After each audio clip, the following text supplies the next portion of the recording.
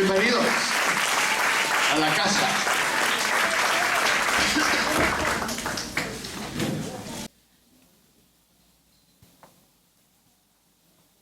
Vamos a ir a Gálatas, el libro de Gálatas, capítulo 4, versículo 4.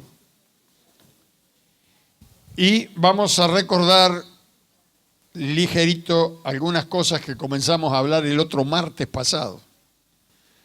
Pensé que íbamos a terminar el domingo, no pudimos. Gálatas 4:4. El propósito de Jesús de venir a la tierra. Dijimos que cuando Dios hace algo, no lo hace a título de prueba para ver qué pasa. Cuando Dios hace algo es porque tiene un propósito.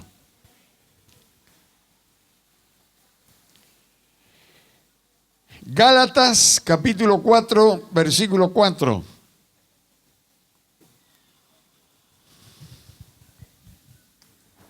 ¿Lo encontró? Dice, pero cuando vino el cumplimiento del tiempo, Dios envió a su Hijo, nacido de mujer, nacido bajo la ley, para que redimiese a los que estaban bajo la ley, a fin de que recibiésemos la adopción, ¿de qué? De hijos. Pero cuando vino el cumplimiento del tiempo, es decir, Dios tiene todo controlado. Los minutos, las horas, los días, los meses, los años en los cuales Él va a hacer algo. Por eso dice, cuando llegó el cumplimiento del tiempo, dice, ¿qué tiempo? El tiempo estipulado por Dios. Los predicadores de este último tiempo están diciendo, está por dar en el cielo, el reloj del cielo está por dar la campanada de las 12. Se está por terminar el último día y el Señor vendrá a buscar a su iglesia. ¿Cuántos entienden? Dice amén. ¿Por qué vino Jesús? Ya en la eternidad Jesús había sido inmolado porque Dios ya había vivido todo lo que estamos viviendo. Luego nos puso en el tiempo, en el espacio y en el tiempo, pero Él vive en la eternidad. Este espacio del tiempo aparece en nuestra vida a causa del pecado de Adán. ¿Cuántos han leído que Dios creó al hombre y lo puso en un jardín? Diga jardín. ¿Les gusta el jardín? Casi siempre dicen amén las hermanas. Cuando habla de jardín, la Biblia no habla de flores, simplemente flores. Está hablando de que había de todo. Lo que pasa es que ese jardín donde Dios puso al hombre, y el jardín estaba en la tierra, no era cualquier jardín. Dice, era el jardín del Edén. La palabra Edén significa lugar encantado, porque era la gloria de Dios en el jardín. Algunos dicen, había colores que no existen hoy. Había música permanente en el aire. ¿Por qué? Porque era un pedacito de cielo en la tierra. El hombre estaba vestido de luz, aunque estaba desnudo. Pero como estaba lleno de Dios, a través de la piel salía la gloria del Dios que estaba con el hombre. Y él era parte del Edén. No nos podemos imaginar lo que era el hombre. La Biblia dice que fue creado para que fuera inmortal. La muerte entró por causa de la desobediencia de él, pero fue creado para no morir. Esto lo saben los médicos. Aquí hemos tenido chicas que trabajaban de instrumentistas, que son las que le alcanzan las pinzas a los doctores cuando operan. Y una de ellas, un día el médico, uno de los médicos que operaba, dice: no podemos entender por qué el hombre muere. Porque está creado para no morir. Las células se van reproduciendo, se renuevan. Por eso nosotros a las reuniones que hacemos en los hogares les llamamos. ¿Por qué? Porque nos reproducimos y nos renovamos. ¿Cuántos sabían que cada 7 años el cuerpo se renueva todo? ¿No sabían? Mire, yo ya pasé los 60. Le dije a mi señora: estás casado con un hombre que no fue el de quien te enamoraste. No sé, tendría que sacar la cuenta a ver cuántas veces cambié. Pues si cada 7 años me renuevo todo. Pero usted se va a dar cuenta, mire una foto y se va a dar cuenta. Estaba flaquito, con pelo, tenía una dentadura que se podía reír. Ahora casi si se ríe se le cae, se le mueve un poco. Algunos piolines se volaron. Se empezó a caer varias cosas. Pero esto es a causa de la desobediencia. Estos médicos decían: no podemos entender por qué el hombre muere, porque está creado de una manera que se va renovando, se va renovando, se va renovando como para que no muera, pero sin embargo los órganos envejecen y no sabemos por qué. El hígado se envejece, el páncreas se envejece, todo se va envejeciendo y no sabemos por qué hasta que muere. Pero lo que muere es las separaciones del cuerpo. El alma, el espíritu sigue viviendo. ¿Sabe que no sé si Adán estará en el cielo? Yo creo que la misericordia de Dios. Pero cuando llegue, después de saludarlo al Señor, lo voy a buscar a él. Para preguntarle qué tenía en la azotea. Vestido de gloria, en un lugar encantado, no le hacía falta nada y se le ocurrió que quería comer del árbol que Dios le dijo que no comiera. Usted no tiene ganas de agarrarlo a este Adán. Y no le digo nada a Eva. Pero bueno, la caída del hombre fue en la desobediencia. Cuando el hombre cayó, lo primero que hace el Señor, porque Él pierde la gloria y quedó transformado en un cuerpo mortal como el que tenemos ahora, comenzó a sentir que se estaba envejeciendo en un instante, porque mientras estaba lleno de gloria no iba a morir. Pero ahora experimenta de golpe el peso del pecado en su cuerpo, ya no brilla, se da cuenta que está desnudo.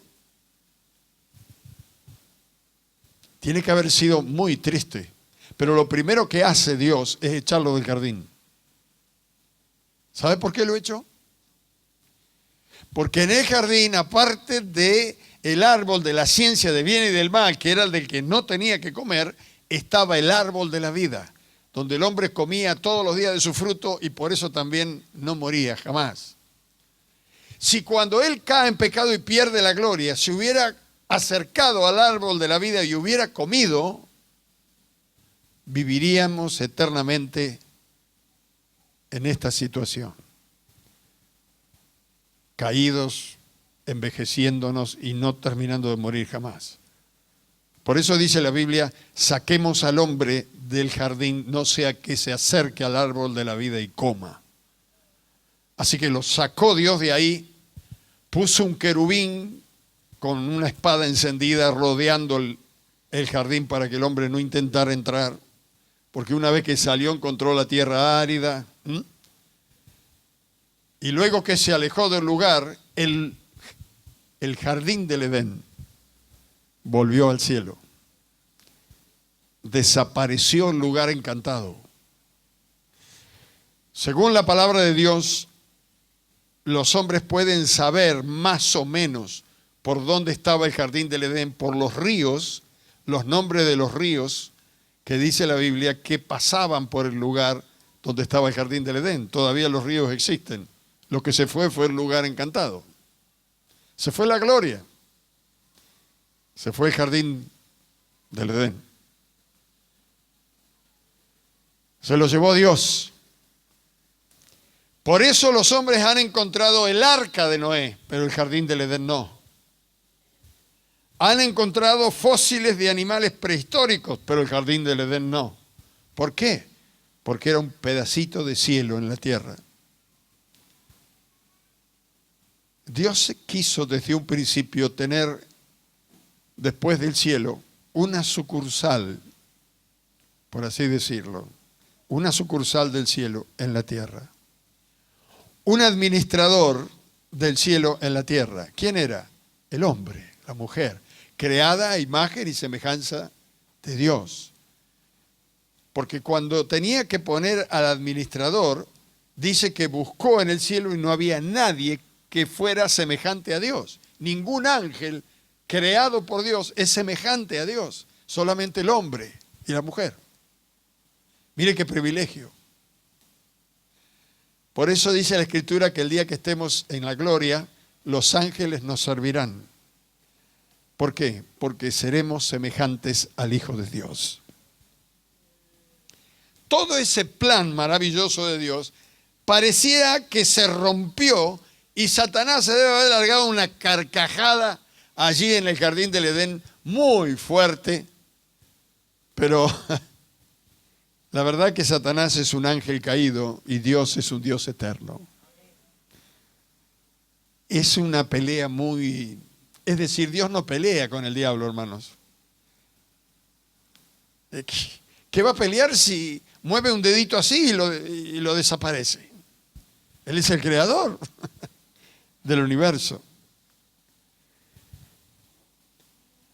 Pero cuando el hombre cayó en desobediencia, lo que realmente pasó es que perdió el reino. Perdió la capacidad de reinar y perdió el reino de los cielos. Pasó al reino de las tinieblas, al reino de la oscuridad donde no se puede ver la luz. Así que a partir de que el hombre sale del jardín del Edén, comenzó a manejarse por los sentidos naturales, porque allí en el jardín del Edén vivía por los sentidos espirituales.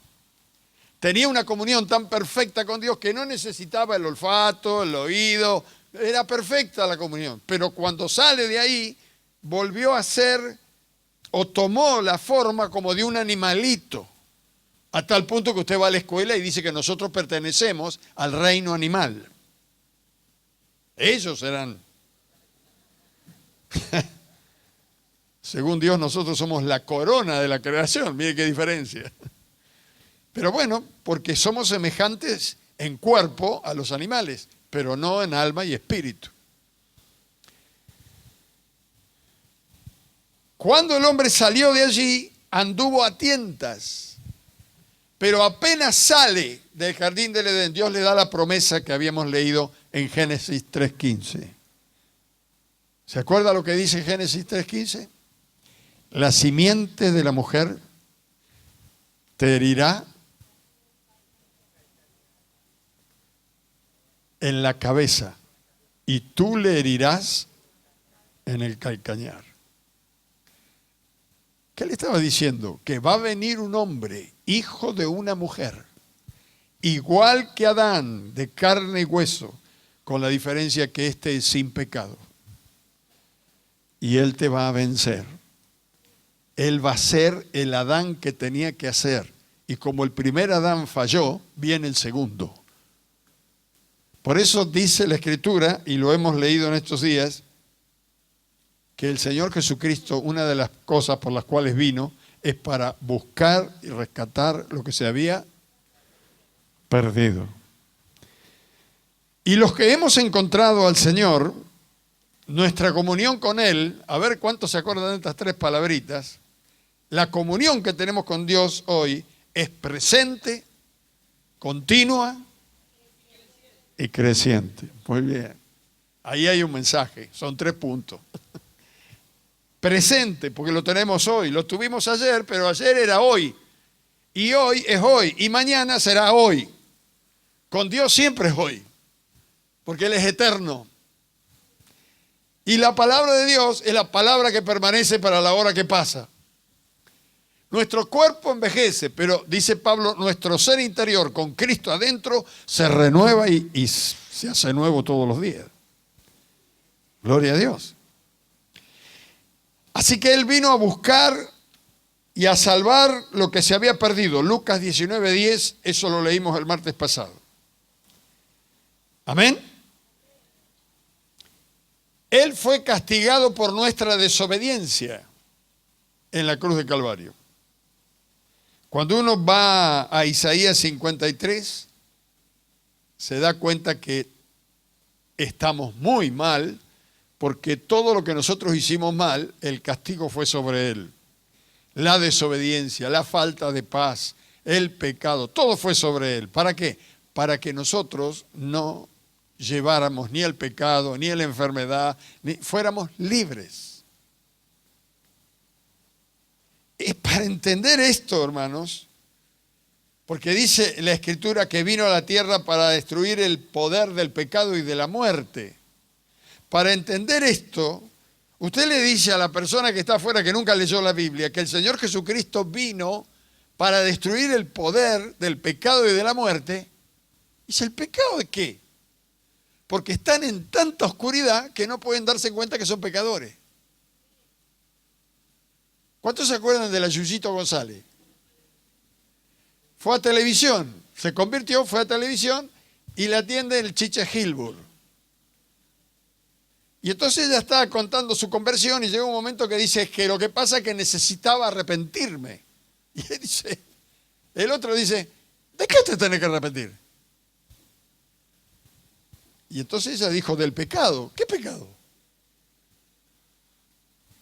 Se da cuenta que si el Señor no viene con el Espíritu Santo y nos convence de pecado, de justicia, de juicio, no sabemos de qué se trata. Parece que nosotros le hablamos al mundo y parece que le hablamos en quichua. ¿No entiende? ¿Por qué? Porque la cuestión es espiritual.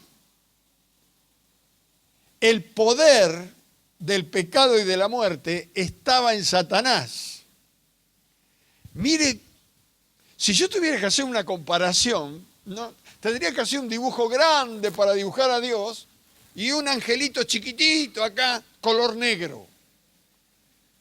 El hombre dejó de obedecer y de ser guiado, dejarse guiar por un Dios tremendamente grande para hacerle caso a este angelito chiquitito caído, sentenciado y moribundo. La verdad que hay que ser torpe. Decirle que está al lado, no seas torpe, quédate con Dios. ¿No le parece? Pero no lo podemos ver hasta que Dios no nos lo revela. Para eso vino Jesús, para romper el poder del pecado que estaba en Satanás y de la muerte. La muerte es un ángel. Y ahora ha inspirado a la Iglesia Católica para inventar el San la Muerte. No sé cuántos han visto el muñequito de San la Muerte. Lo andan poniendo por todos lados. Ni se dan cuenta lo que es. Pero están jugando con el infierno. Cuando la palabra de Dios dice en Isaías que Él fue molido por nuestras rebeliones, herido por nuestros pecados, y que el castigo de nuestra falta de paz vino sobre Él, y por sus llagas fuimos nosotros curados. Diga, por sus llagas fuimos nosotros curados. Él llevó nuestras enfermedades y nuestros dolores. ¿Para qué? Para que nosotros no lo llevemos. El domingo pasado, antes de venir para acá, cuando estaba ensayando mi esposa acá, yo estaba en la sala de profesores ahí, solo, y me puse a escuchar a Satirio dos Santos. Y Satirio dos Santos dice, yo paso toda la mañana 45 minutos hablándole al espíritu de enfermedad que ojito, dice. No toca el cuerpo de Jesús. Y dice, y voy recorriendo órgano por órgano. Hígado, estás libre sin problema de bicho. Páncreas, no tenés problema de enfermedad. Espíritu de enfermedad, te vas. Y cuando aparece un dolor, dice, te vas, te digo que te vas en el nombre de Jesús, porque Jesús llevó mis enfermedades. Usted sabe que yo lo escuchaba y digo, la verdad parece una cosa de loco. Imagínese que usted un día entra a mi casa y yo estoy diciendo, te vas, te vas, te vas. Y bueno, usted dice, en otro momento vengo. No, le estoy hablando al dolor. Y él dice, este mensaje fue al principio de este año que lo dio, dice, tengo 70 años y me siento hecho un pibe. Y cuando vienen las enfermedades que me quieren tocar, las saco picando. Eso me lo enseñó mi mamá, dijo, ella tiene 90. Y cuando la llamo dice, ¡oh, misionero! ¿Por dónde anda? Cuando estaba contando esto, estaba comentando a mi señora de esta experiencia. Yo me acordé de mi mamá, cuando yo todavía no estaba convertido, 16 años, estaba con toda la polenta de la juventud mezclada con la adolescencia todavía un poco. Pero mi mamá, antes de ir a la reunión, cantaba un coro siempre. Habla, oh Dios, habla, oh Dios, tócame con brasas de tu altar. Habla, oh Dios. Me miraba a mí que yo la escuchaba, digo, yo ya sabía lo que iba a decir porque me lo decía siempre. Tendrías que ir a la iglesia porque en la iglesia Dios nos habla. Y yo le decía, ¿cómo te habla Dios? Desde el altar. Tócame con brasas de tu altar. Habla, oh Dios. Habla, oh Dios. Cuando me convertí al Señor, yo supe que Dios hablaba desde el altar. Porque aquel anciano pastor, cuando él subió por primera vez, yo lo miré, estaba haciendo la carrera para perito mercantil, teneduría de libros, dactilografía, me estaba preparando para tener un gran negocio. Cuando voy a la iglesia para darle un gusto a mi mamá, llega el pastor y cuando lo veo, digo, pero este hombre es un albañil. ¿De qué trabaja este hombre? Dice, es albañil. Y este me va a hablar de Dios. A mí yo estaba en no carnal. Daba olor a churrasco. Y este me va a hablar a mí, pero yo esperaba que viniera una persona intelectual que tocara mi cabeza, pero cuando comenzó a hablar este hombre, me di cuenta que yo no podía hablar como él. Porque él tenía un conocimiento y unas palabras que yo no las tenía. Entonces me di cuenta que me hablaba Dios. Al poco tiempo cantábamos los dos, mi mamá y yo. Habla, oh Dios. Habla, oh Dios. Vamos al culto hoy. Tócame con brasas de tu altar. Qué lindo. Y cuando salíamos, porque se cantaban coros de adoración y coros de avivamiento, decían, que eran los coros más rápidos. Entonces, uno de los coritos que se cantaba de avivamiento decía, envíame Señor, envíame Señor, envíame Señor a predicar. Así que primero íbamos cantando, habla, oh Dios.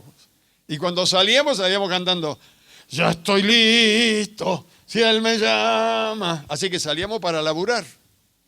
Íbamos a escuchar y salíamos a trabajar para Dios. Estaba completa la obra.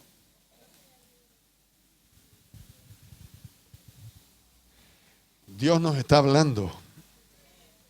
Decirle que está a tu lado, Dios nos está hablando.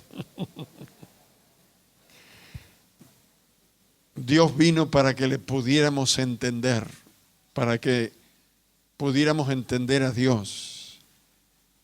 Vino a hablarnos, dice Hebreos, después de habernos hablado de muchas maneras en el tiempo antiguo, Dios en este último tiempo nos ha hablado por su Hijo.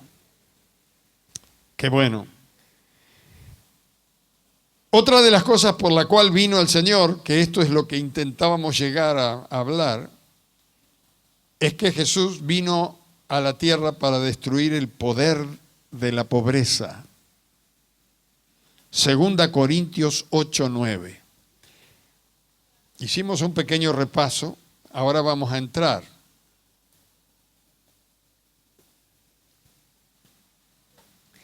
Segunda de Corintios 8:9 dice: pues ya conocéis la gracia de nuestro Señor Jesucristo, que por amor a vosotros se hizo pobre, siendo rico, para que vosotros con su pobreza fueseis enriquecidos.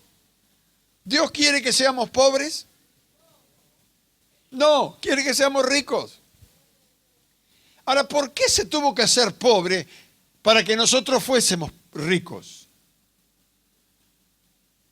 Porque la escasez, la necesidad ha venido por causa del pecado. Dios quiere que nosotros estemos en la abundancia, porque Dios es abundante. Hay una canción que dice: en Cristo tengo todo. La tristeza, el dolor, la miseria, el pecado, todo entró por causa del pecado. Todo. La muerte, todo. Pero dice que Él dejó la riqueza del cielo para venir acá, para que nosotros volviéramos a ser ricos. Cuando uno recibe a Cristo, cambia la mentalidad. Una de las cosas que decía mi padre cuando invitaba a la gente a ir a la iglesia, porque él estaba medio sancochado todavía, y decía: venga a la iglesia que se le van a cambiar los pensamientos, decía. No decía que Dios te transforma, tenés que recibir a Cristo, diciendo, no, te cambia la manera de pensar, decía. Y es verdad. Voy a decir algunas cosas que van a sonar fuerte, porque nosotros tenemos la cabeza pensando en las cosas de acá. Pero escúcheme bien. La pobreza es una mentalidad. Ahora usted dice: chao. Yo llego a fin de mes arañando las paredes.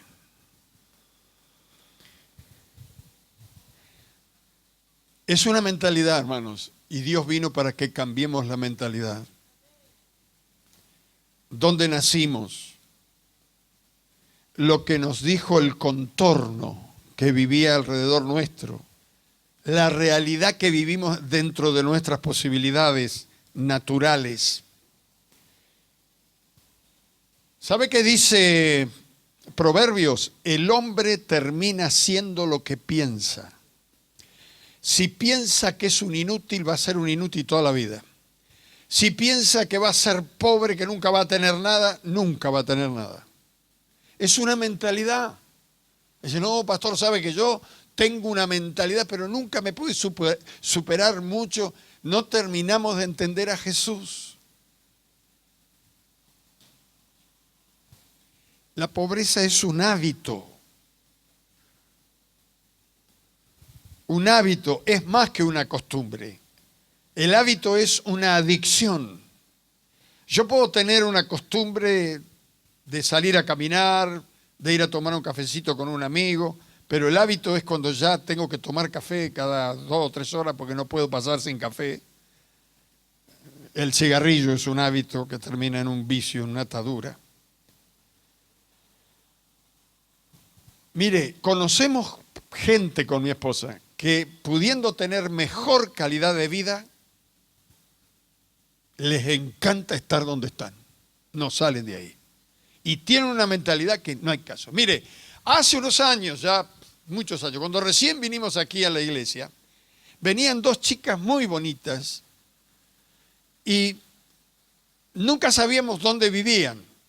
Entonces cuando las veíamos solitas, me acuerdo que estaba el hermano Jaya, la hermana Frances aquí, y un día le dije al hermano, ¿no tendríamos que acompañarlas hasta las casas? Estas chicas salen tarde, se quedan con los jóvenes acá, tendríamos que acompañarlas. Entonces los hermanos Jaya nos dijeron, no, ellas no quieren que les acompañemos porque viven en un barrio de emergencia, les da vergüenza. El padre era rico. Tenía 2 coches, uno de ellos era Mercedes-Benz. No le faltaba nada, pero le encantaba estar en la villa. Vivía en un barrio de emergencia, con todos los chiches. Pero estaba mezclado con el espíritu de miseria, que eso es otra cosa peor. Porque vio, estaba pensando, ahí no paga luz, no paga gas, está enganchado por todos lados. La pobreza es una cultura, es una formación de la mente. Un día escuchando aquí a la hermana Guillermina, nos contaba lo que le cuestan a ellos sacar a los chicos de la calle para que vayan a estudiar, para que se preparen, para que tengan un trabajo, para que estén en un hogar, los traen al hogar, les dan una buena cama, les dan el calor, el afecto, el amor, y cuando quieren acordar, ¡pum!, se van a vivir a la calle otra vez. Los van a buscar y dicen, no, yo soy feliz acá. Más. Hay padres que viven en la calle y ya le van diciendo a los hijos, vos no vas a ser nadie, ¿eh? Olvídate. Salí a ver si podés conseguir algo, mangueá, y si no podés, afaná. Pero nosotros ya somos lo que somos. Y ya el chico entró en esa mentalidad. Pero hemos conocido gente, hermanos.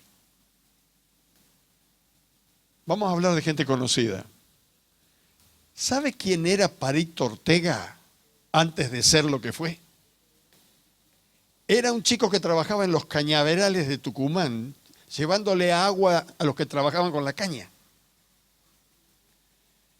Pero él dijo, un día yo voy a ser alguien que va a vivir mejor, desde chiquito. Se vino a Buenos Aires y era cafetero. Café, andaba en las esquinas. Si usted sabe algo de música, se va a dar cuenta que Palito Ortega desafina como loco. Cuando canta Palito Ortega me duele hasta el hígado a mí. Pero tiene una gracia que en los años 60 se ganó la juventud. Y es el día de hoy que nosotros todavía recordamos sus canciones. Pero él dijo, yo voy a triunfar, voy a ser alguien. No se quedó con la mentalidad de que iba a ser lo que